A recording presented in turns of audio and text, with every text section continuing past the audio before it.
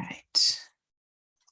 Well, welcome everyone to our strategic planning update for today. I'm excited to share some information with you, to get some feedback from you, and to basically share, what's been happening on this journey. And as I advance the slide, a lot of credit to Laurel Rosen-Weatherford, who sent me this as I was preparing for this today. She reminded me, change is a process, not an event. And I'm very mindful of that mindset right now. This update is created from 9 months of work so far. It's created with the input and feedback, written reflections of our strategic planning team. It includes information from our survey, both qualitative and quantitative feedback that we've received so far. And it's, it's the result of a lot of discussion. As we all know, strategic planning is not something that happens overnight. And for those of us that are change makers that want to see things happen quickly and want to be able to make things better, that's a hard thing sometimes. But I'm mindful of the fact that this group of people that you're going to see in this next slide has been working to create a space to really truly examine, explore, and even dream a bit about what the GLR has the potential to be as we look forward in the next chapters of our journey. So being 100% transparent, I am not a professional strategic planner. I obviously did not necessarily know that this would be what I would do in my role as a GLR president. And as a volunteer and as someone who's leading the group in this venture, I'm very mindful that our process has not been perfect, that we all bring our own bias and our privileges and our years of life experience and habits to our conversations. And as we begin to look at the barriers that exist and the systems of oppression that exist, both visible and invisible, we are really working to kind of create an environment in our conversations where we can be open with each other, where we can find ways to bring, to discuss and remember the ways that music therapy community has things in common, even though there are so many divisions at this time. So I hope that you'll see as we continue on in this presentation that we are really looking forward to, this is a big task, but we're looking forward to creating a strategic plan that will help us move forward in a way that is beneficial to everyone in the community. So to give a big thank you and a big shout out, I feel like there really are not enough words of gratitude for all of the volunteers that are giving their time in our profession right now. And that includes obviously our state and regional and our national association. I'm mindful that there are so many people putting in many more hours than they might have intended when they took on a role. And so I'm grateful to all of them. And I'm especially grateful today as I reflect on this task force group. You can see that this group was made up of our team, I should say, is made up of two different groups. We had our task force members who were a little smaller group that sometimes met on their own. And then when we divided into our focus groups that you'll hear about later, we had them, these volunteers on the right-hand side, come and join us. A call was put out last November, December, for anyone within our leadership team who wanted to be a part of the strategic planning process. In hindsight, I should have done a community-wide call. And that is obviously, an error and a mistake that I have made. But I'm looking forward to bringing new voices into our conversations as we move forward into this next chapter of our journey, and looking forward to continuing to widen the scope of the community involvement and the engagement with this.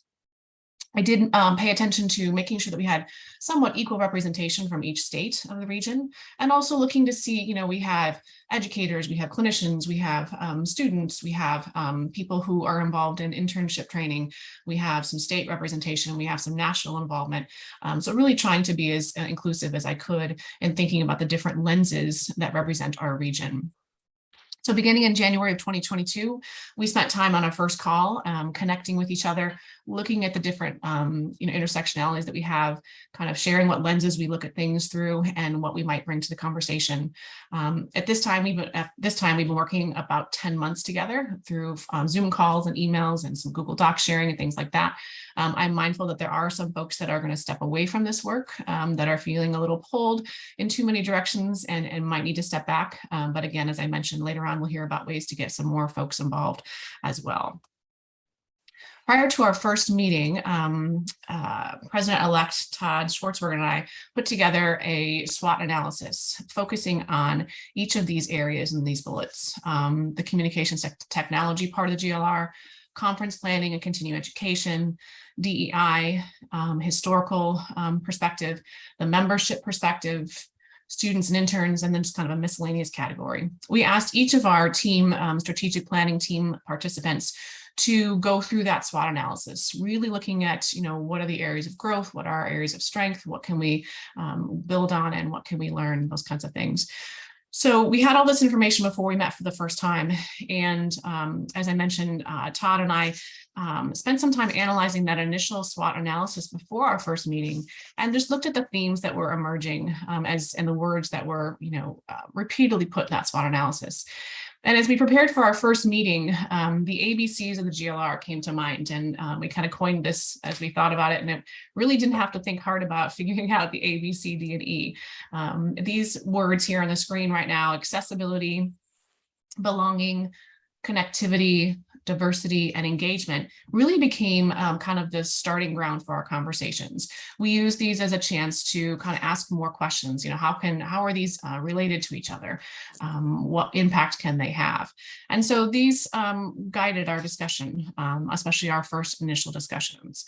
Then, as I mentioned, they offered a bit of a format for us to ask some questions. Some of our original conversations were around the areas of this SWOT analysis, and what strengths in the areas on the previous slide and those ABCs of the GLR can help us to learn, grow, and stretch in areas of weakness and threats. How can each of these areas that we looked at, all those different tabs that we had in our SWOT analysis, be improved? What needs to change in order for each of these themes to blossom in an equitable way that is going to be impactful for everyone? How do each of these concepts impact each other? How are they linked? So much is intertwined and connected in our work and in our region. So really, things have a great impact on many factors. What happens if one of the themes is left behind or pushed aside? And how can these themes shape the future of the GLR? And so as we continued our conversation, our calls at that time were happening on Sunday evenings. And I often went to bed on a Sunday evening with my mind very, very full of lots of questions, not necessarily answers. But at the same time, with a great deal of hope and inspiration. I was really impressed from the get-go that this group of colleagues was able to come together in such a way that we were able to really speak truth in times of difficult conversations, hopefully setting up a time where we could have thoughtful and insightful and challenging conversations as we looked at things related to the GLR with our various lenses. And like I said, we would end our calls with often more questions than answers. But I think it was inspiring to me to see how we would come together in those conversations. So after our first initial conversations, we decided to break into focus groups. And those focus groups were centered around the list here you see on the screen. We have a conference and continuing education focus group, a DEI focus group, a communication and technology group, a membership group, a historical perspective group, a big picture group, which kind of looks at the larger governance aspects of the region, and then a group that focuses on the students and interns. So we divided everyone into a different area. People were obviously allowed to work within more than one area, but most people chose to work within one. And we kind of worked to mix things up a little bit and make sure that we were, thinking about who was in each group and whether or not they represented some of the different lenses and aspects of their work in the region. So these groups then began meeting outside of our regular team meetings. And we tasked them with looking at the SWOT analysis, looking at a long list of governing documents that we put together to examine and look at our documents, of governance, our processes, our current initiatives, our structures, all those types of things.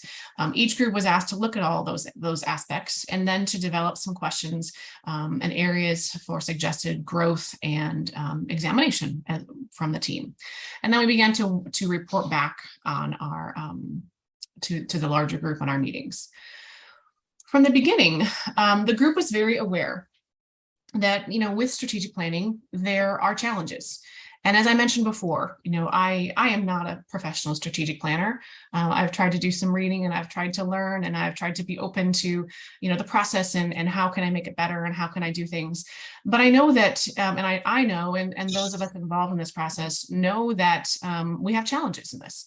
One of the big things from our conversations early on was, how do we, given our connections and our loyalty to AMTA as our profession, how do we best create a strategic plan that is really geared towards the GLR? We know that all the regions within AMTA have their own bit of personality and their own different ways of doing things, and that's part of the beauty of it. But at the same time, how can we create a plan that is relevant and pertinent to the change that we want to make in the GLR? We also, given those loyalties and given our connections, both legally and financially, how do those connections to AMTA and how do they affect the areas where we can and we can't make change at the regional level within our governance and our fiscal structures? How do we engage in, and support the changes that need to happen at AMTA with our strategic plan? The GLR has a long-standing history of being, a voice in our national associations with our strong membership that has led to more voices in different positions where that have decision-making abilities and power. So how do we affect that change that we might want to see at AMTA? Within our own strategic plan, how do we use the size, voices, and resources to move both the GLR forward and thinking about that connection to AMTA? And really, one of the biggest ones is how do we reach as many and as much of the GLR music therapy community as possible? I think it's obviously a reality right now that our associations are not, the membership levels are not reflective of the entire music therapy community. And yet in the GLR, we've taken a bit of a turn in making our focus on our initiatives really being community-wide and not just membership-based. So how do we really reach, with a strategic plan, how do we reach the music therapy community of the entire GLR? So these questions and these challenges that we were aware of and that we talked about in some of our initial meetings, these were on our minds before everything happened with AMTA in May. And, I'm a fan right now of, just remembering that all of that we're all intertwined, right? We are AMTA. We're doing our best to, be mindful of those connections to AMTA because obviously that impacts our profession and the growth of our profession a ton. So yes, it's led to some uncomfortable, challenging conversations. Some of these challenges have. But I'm interested, I want you all to know these are things that we're thinking about, right? The uncertainty about AMTA's current situations and also the future framework that they may have, the uncertainty around that does offer a challenge to us because we don't necessarily know what we can and can't change yet, right? So hopefully, as we move forward with AMTA's process, we'll be able to learn more too. At the same time, the movers and shakers that you have on this strategic planning team want to see change, and they have not given up on the idea of moving forward with change. So I want you to kind of realize some of the things that we have done. And many of these things are not necessarily visible to the community, but I want you to see that we have created a long list of documents compiled for review. Everything from conference surveys to a review of our documents and our procedures, our conference planning things, a call for papers or the rubrics we use for reviewing things. Pretty much everything has been compiled into that list of documents. And obviously, as I've mentioned, we had a SWOT analysis that was completed. We have our focus groups. We've put a great deal of work into drafts for mission, vision, and core values. We completed a survey in the summer months of this year. It's also currently open to students, which you hear about a little bit more. We've analyzed the results of that survey and have figured out where we need to learn more. And also we have developed some short-term and long-term objectives that we will be working on as a group the next few times that we meet. So the last 9 months have been busy. And I think that it shows just the commitment that our group has to moving forward. At this point in time, I'd like to offer Todd the chance to speak. And I realize that I might need to make you a co-host, Todd. So let me do that. I'm going to go ahead and pause my share for a second. and see if I can give you the ability to, Or Todd, Melaine, if you're you good. just want to, if you just want to switch the slides, you can do that too. Perfect. Okay, so let's go ahead and I'm actually going to go back and screen share. Sorry, I hit the wrong button there. So Todd is going to lead the group in our conversations about mission and value and mission and vision, excuse me, and core values. So I'm going to go ahead and see if I can advance this here. Oh, I went back one. Yes, I'm sorry. Thanks for your patience. Todd, take it over. Thanks, Melaine. And y'all, thanks for being on this call today on a Sunday. It's really good to get to see everybody. When we started to think about what revisions we wanted to make for the mission statement, we very quickly realized that the GLR has never had a vision statement, and we've never had core values. And as Melaine said, none of us are experts in strategic planning. That's not our day jobs. So in the importance of making sure that we were doing it the right way, we did some investigation. What is a vision statement? What is a mission statement? How do they differ? And how should they be worded? And so here in front of you can see some of the stuff that we found that helped educate us on how we should write our vision and mission statements. We learned that vision statements are designed to inspire, while mission statements are intended to inform. We learned that vision statements describe where we are going, and we learned that mission statements explain how we will get there. We also learned that these distinctions are absolutely essential because they determine how nonprofit ambassadors, or stewards, if you will, connect with the community. And one of the things that we wanted to make sure was that inherent or embedded within the vision, mission, and core values was what we hoped the GLR would be. We know that the GLR is not what it should be right now. And we know that through work, through rolling up our sleeves, through listening, through learning, through collaboration, we need to make the GLR better. So in the vision statement that you're about to see, we hope that it's to progress us towards that. So Melaine, if you want to click next, there you go. So our vision, I'll read this out loud for everybody. Our vision is, oh, wait a second, now I'm confused. Melaine, what's on the left? Sorry. So on the left is our current vision for everyone's reference. Gotcha. Okay. What's in the white then? Now I'm confused.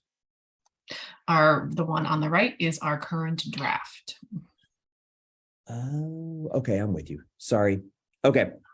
So as Melaine just said, our current vision is on the left, but you can see how the draft on the right is much more broad. It's much more inspirational. It really indicates what we are ultimately striving for.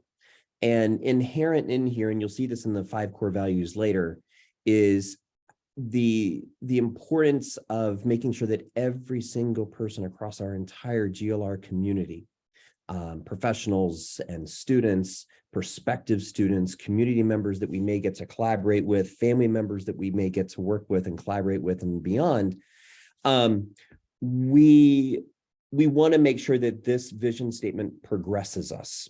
And so the current one is, our vision is to offer a culture within our music therapy community in which all individuals feel they belong and all are valued in our ever-changing world. While Melaine switching to the revised mission statements, I'll say that all 3 of these, the mission statement, the vision statement, and the core values, they are a work in progress. This is not it. The strategic planning committee is still vetting this. The board is still vetting this. The mission statement will not be finalized until the membership has the opportunity to vote on it, because the mission statement is defined in our bylaws. So our current mission statement aligns with AMTA, and you'll see that in the left in the blue. Our mission is to advance and support the mission of AMTA, parentheses, advance public awareness of the benefits of music therapy, and increase access to quality music therapy services in a rapidly changing world, close parentheses, on the regional level, and to serve GLR AMTA members. And the working mission statements is in the white, and I'll read that out loud. Our mission is to foster an inclusive, equitable, and informed community of diverse music therapy stakeholders across the Great Lakes region. Now, obviously, I'm not here to at this moment. Now, later on, when we open it up for questions and comments, we would love to hear feedback from everybody. But I'm not going to take feedback and questions right now. But you can see the stark differences between the current mission, which is in the dark blue, and the proposed mission, which is in the white. All right, my friend. Our 5 values, core values, sorry, that we are working with right now are, and this is in no particular order. I believe Melaine has them in alphabetical order right now. No one of these is any more important than any of the others. They are all equally important. First core value is accountability, belonging, community, growth, and integrity. And in the following couple of slides, we're going to show you how we define those out. Again, these are working definitions. These core values came to be out of the SWOT analysis, out of the last 9 months or so of incredible conversation that the task force members and the volunteers have had. And it grew out of also feedback that we learned and are still learning from the survey that we presented to our community. So we'll go to the next slide and take a look at first accountability. Oh, hang on a second. I had a pop-up that's covering up.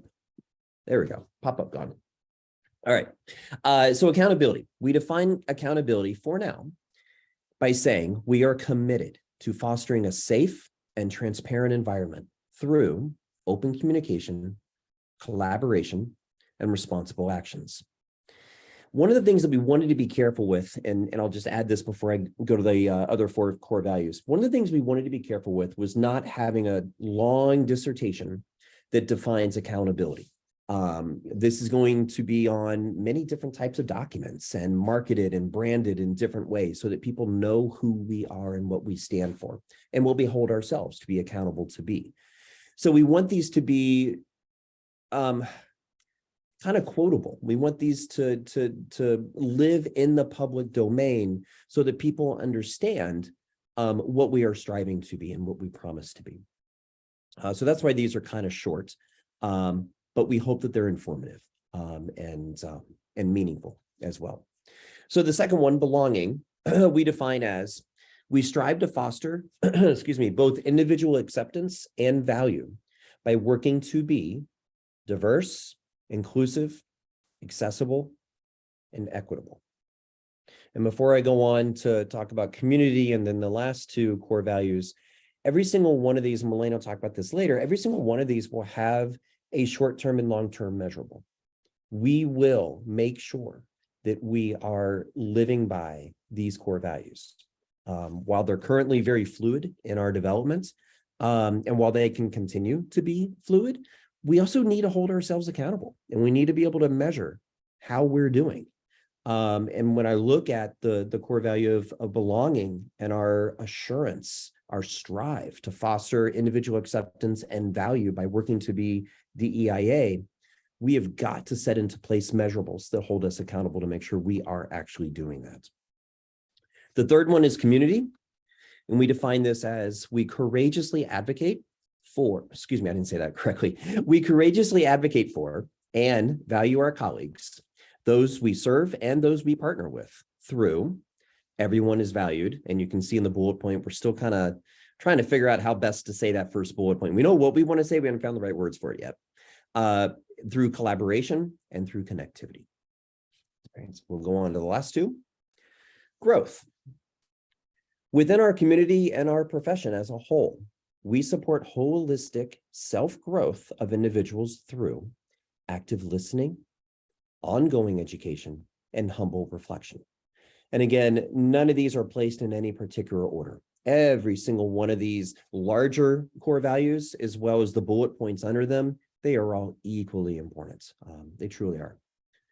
And then lastly, again, in no particular order, integrity. We state to cultivate dignity and trust.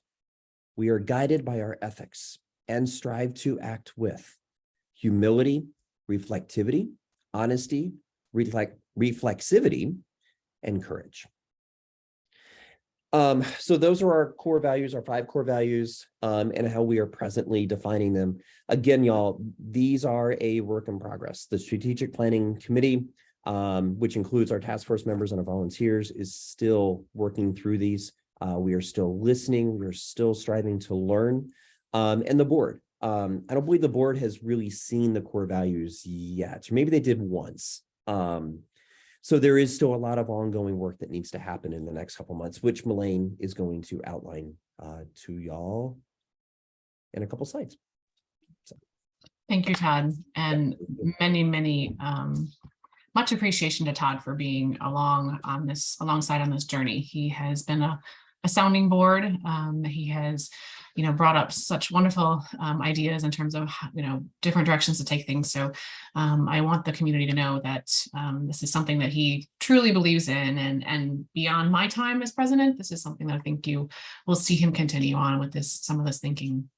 As I think about these core values, one piece I wanted to kind of share with you is that, I think it's the vision of our strategic planning team to think about these core values as being kind of our decision-making tree, right? And kind of the trunk of our tree as we make decisions about initiatives and actions and any sort of decisions at the regional level. Can we ask ourselves, does this decision or does this potential action live out our cultural value, our core values, as we have intended and have stated here? That level of accountability, using these core values as a guidepost moving forward is very important to us. So as I mentioned, we did put out a survey in the summer of 2022. We asked our focus groups to work together to develop some questions that kind of center around their lens and their way of looking at things. And I don't remember the exact number of questions off the top of my head, but it went out to almost 2,000 music therapists at the time. That was the current number of board certified music therapists. It was also shared with students and interns, and all were welcome to respond. We had 434 total responses. It was fun to kind of actually see the responses come in. We put a little bit of a competitive aspect into it and said that the state that had the most responses would gain some money for their state organization. And I want to say, I feel like I should have looked this up before. I want to say it was like a tight race between Ohio and Indiana, if I recall. Indiana was leading all the way, and I feel like Ohio might have inched ahead of them right before the end, but it was nice to see a little bit of friendly competition happening there. We did have 417 professionals respond, as well as 13 retired members. The rest were students and interns, because we knew that we had not captured the responses of the students and interns during the summer months.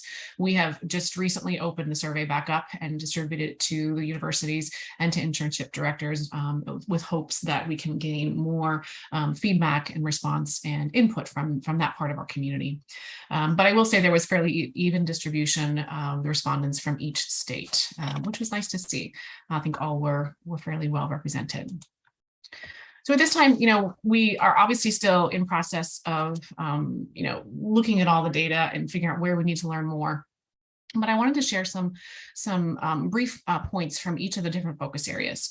In the area of membership, you can see that our respondents were pretty evenly split. This survey was open, as I mentioned. We sent it to all music therapists within the region, and we encouraged those that are currently not members of AMTA to respond as well. And so I was pleased to see that we did have a wide number of folks that responded that were currently not members, but were giving their feedback to us. In the area of membership, we learned that there needs to be a little bit of clarification on the clarification is needed, I should say, with regards to the benefits of being a member of AMTA and how that connects you to the GLR, right? How does GLR fit into the larger picture? There were several respondents that talked about not really knowing, how they're related or how they're linked, right? There's also, I think, a question about the perceived value of membership, right? We know that for many of our colleagues, membership in AMTA might be inaccessible for various reasons, and so people choose to, is there enough benefit for the money that they're paying? So there's a wide range of, kind of that perceived value. Some feel very strongly about it, and some feel there is not a lot of value in it. So there's a really wide range, which makes, making a strategic plan to meet everyone's needs a bit of a challenge, obviously. In the area of DEI, we learned a lot, but we also have a lot more to learn. Predominantly, the respondents of our survey identified as white. And obviously that leads us to know that many of our marginalized community members chose not to respond to the survey, or didn't feel comfortable to respond to the survey, or didn't get the survey, or just all those types of things.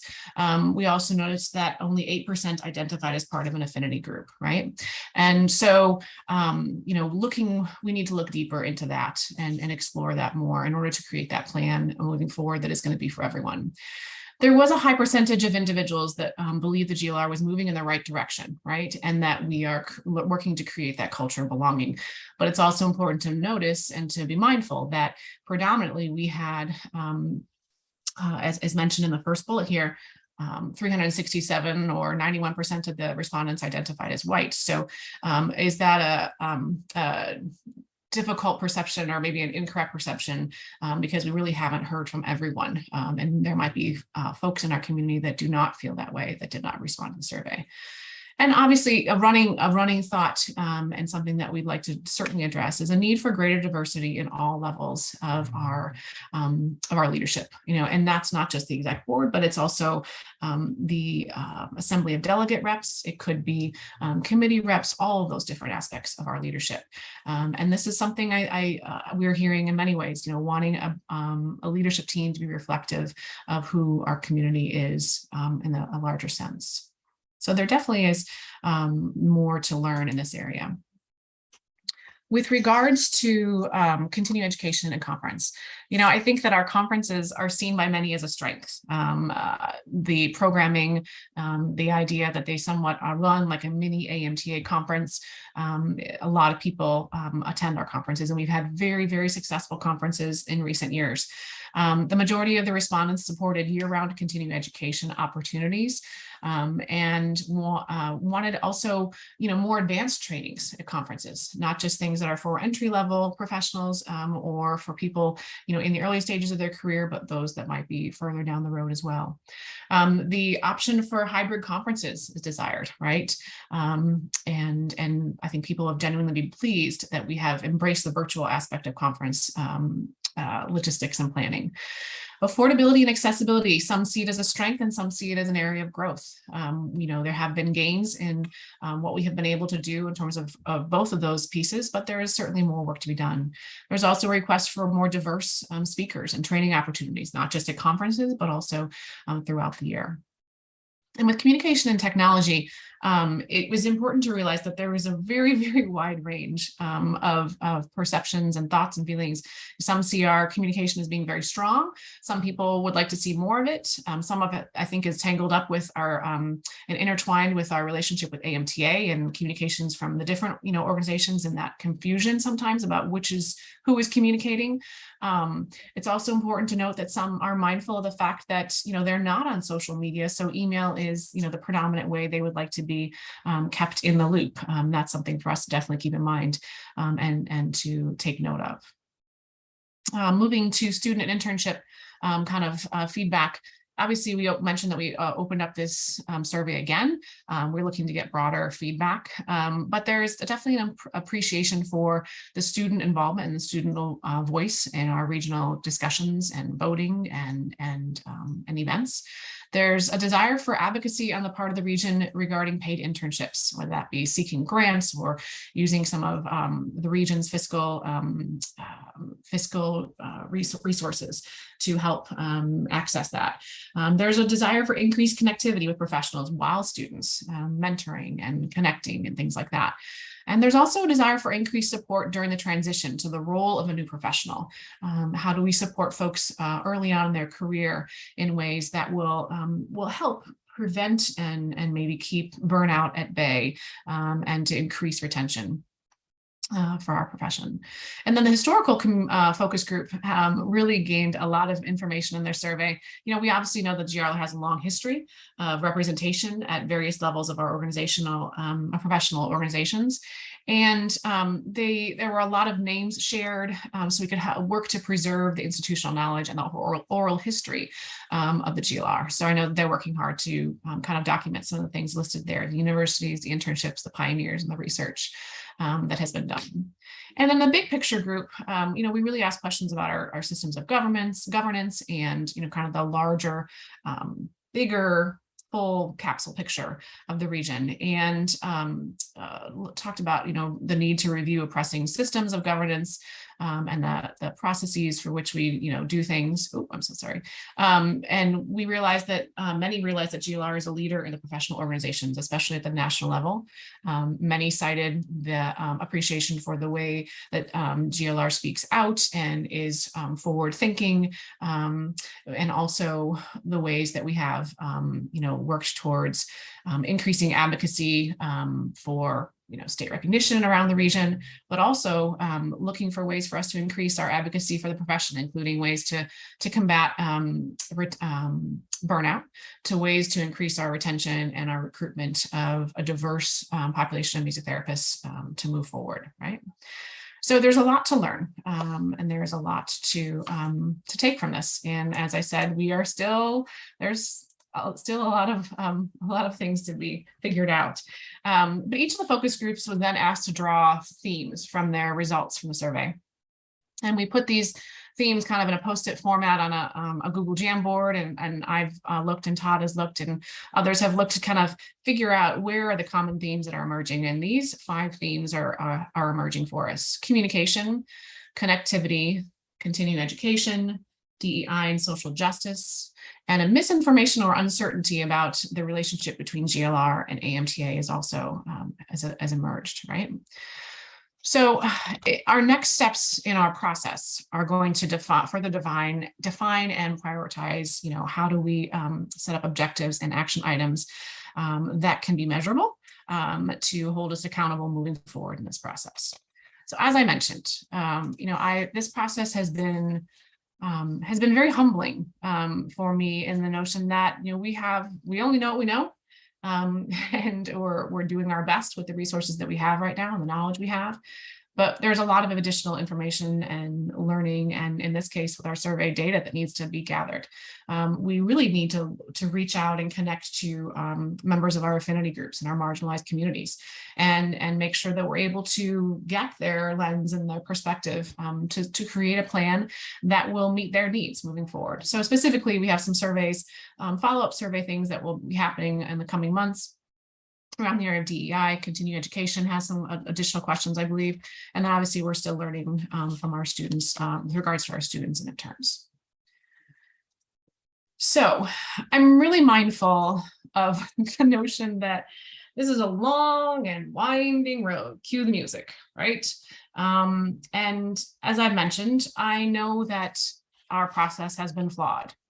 We have not done everything perfectly. If I had to do it again, would I do some things differently? Probably. But I'm also very mindful of that we have to have grace with each other, right? And grace with this process. So here we are. We've learned a lot, right?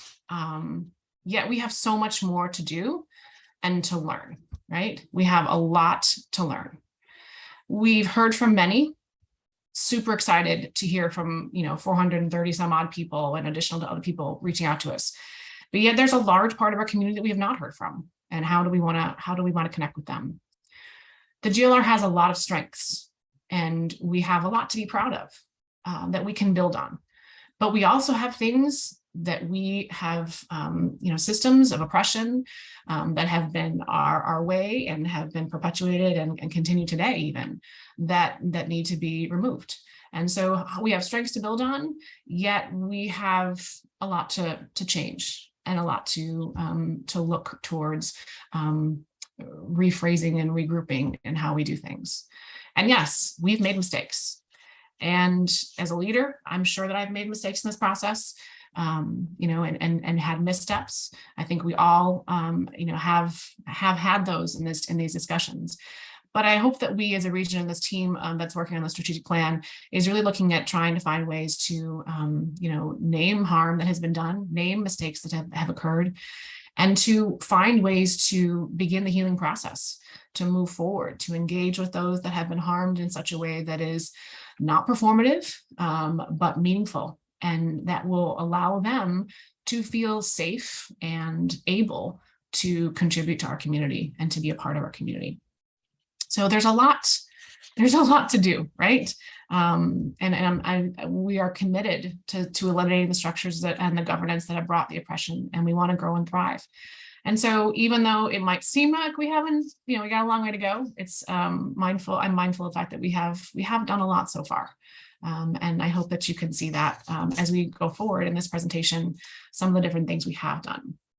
So sure, a strategic plan is not complete, but the exec board and even myself in my role as president right now, I have taken some steps to do some things that I think are short, actionable bits that can make a difference. We have created a GLR communications list. As you might know, in order to communicate with the entire music therapy population or community, I should say, we have to go to CBMT and ask for the list, and then we pay for that list. And we wanted to kind of create a grassroots list. And so I think I checked last night, and there are, I would say it's like 260 to 270 music therapists and community members that have asked to be a part of that list. Todd, I'm going to ask the favor if you could go ahead and find that link for me and pop that in the chat. If anybody on this call is not a part of that and wants to be, I encourage you to add your name to the list. It's separate from the AMTA membership list. And yes, it does mean that you're getting multiple emails from us at a time right now. As we begin to merge those lists, we will do our best to take that duplicacy out. But this list has been great to see. And I'm happy to see that there are a lot of people choosing to be in connection with us. We have reduced or eliminated rate differentials for members and non-members for many of our continuing education opportunities. Your executive board is taking this very seriously and has had a lot of conversations around this, the structure of conference dues for the next year, for 2023. We've also looked at that for the symposium. We looked at it for other continuing education opportunities, really looking to make things more accessible and also equitable. We've increased communication to internship directors and universities, more emails coming from me about opportunities for them. We have created a communications committee in our bylaws. We recently, I haven't stated this, 5 for Friday. It was I guess it was the product of not being able to sleep at night and thinking about how could I communicate better? How can we make sure that people are getting information when there's so much happening right now? So 5 for Friday should be coming to your inbox pretty regularly, maybe not every Friday, but pretty regularly. We're adding additional continuing education opportunities throughout the year. And with those, looking at offering additional accessibility guidelines for people as they are presenting and as we are engaging in events. We've added additional voting voices on the executive board. And that includes the AMTAS, GLR AMTAS president is currently a voting member. We have our DEI committee rep is also a voting member. And we've continued to review the fiscal standing of the GLR and see how it relates to our initiatives as a board and what, how can we be super responsible with our fiscal resources to meet the needs of the community. So I hope those are some things that you're able to see that are not necessarily as hidden, but there are a lot of things that are behind the scenes that we want you to watch for. Obviously, these new guiding statements are coming down the pipeline, including the vision, mission, and core values. And I will definitely be looking for feedback on those as we wrap this time up. We're continuing to review and revise procedures, bylaws, and other governing documents. We will, as a strategic planning team, I think, look to identify any additional needed committees or work groups to help carry out the strategic plan. Our Voice of the Lakes editor has kind of created a new format, which you might have seen, and we're going to probably try and get that back up and running. So a little bit more of a Voice of the Lake format that is quick snapshots of what's happening in the region rather than a long, large newsletter that many of us may or may not have the time to read in one sitting. So ways to keep you all connected in shorter ways.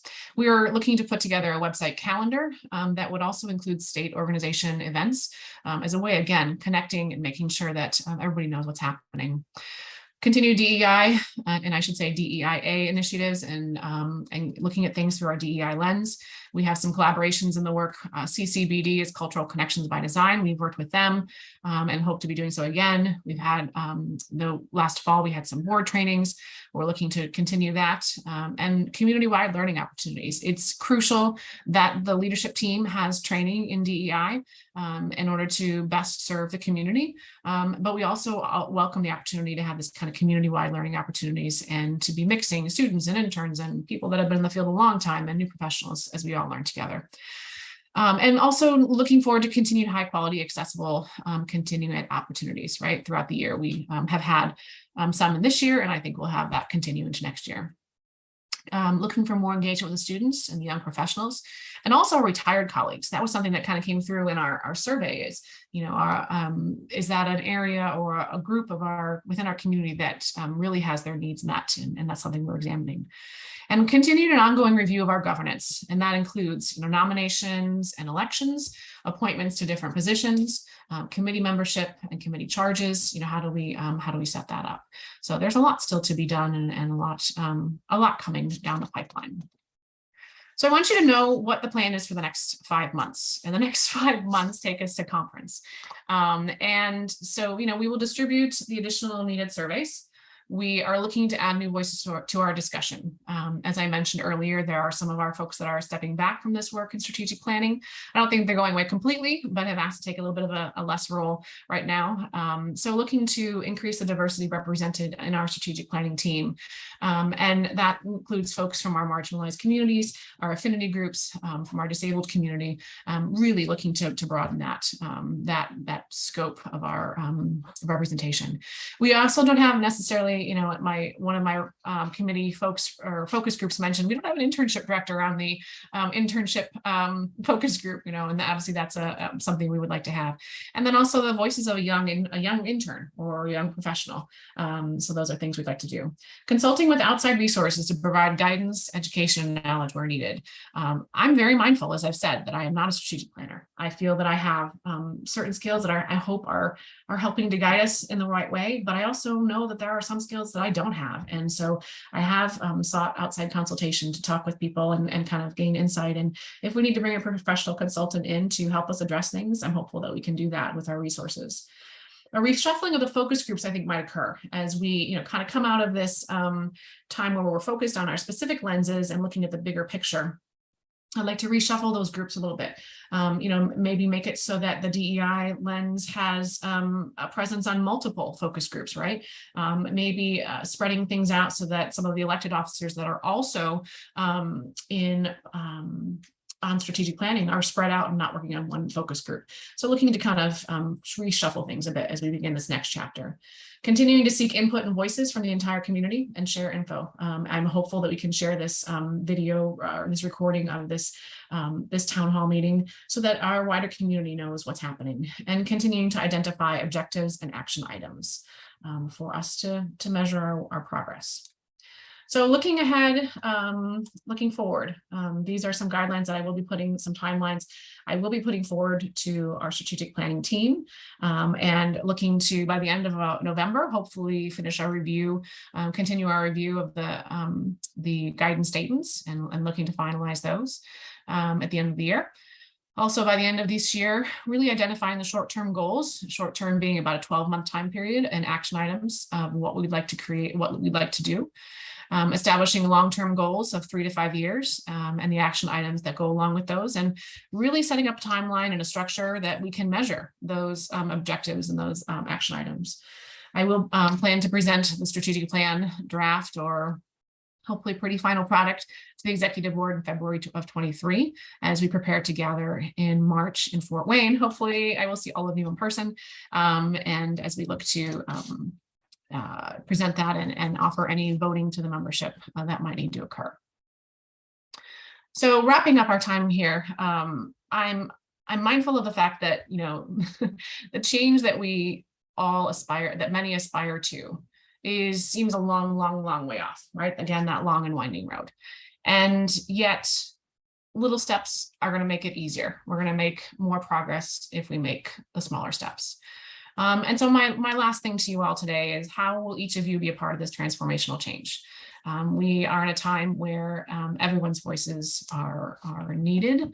And in order to create an environment that is good for all of us and that will keep our profession going and will keep our community going together. There's a great deal of fatigue and an overwhelming sense on the part of many who are doing a lot of the work. And so I encourage all of us to think about how we can be a part of things. I'm mindful of that smaller step piece, but I'm also mindful of the fact that each of us can play a role in this. Each of us can take a little step on the ladder on the left. And we each have kind of a sphere of influence when collaborating with AMTA President-elect Angie Snell in a presentation earlier this spring. We talked about this sphere of influence that we have, right? You know, we have us in the middle and we have all the different webs shooting off from around us to the different people that we connect with. And those might be connections that we have that are with people who are in positions of where they can make decisions and where they have the power to shape where things go. And so I ask us all to think about that sphere of influence. You know, who can we help to bring into conversations? Who can we invite to conversations? Who can we offer assistance to with a task or an initiative or the work that's being done in all areas of our regional association?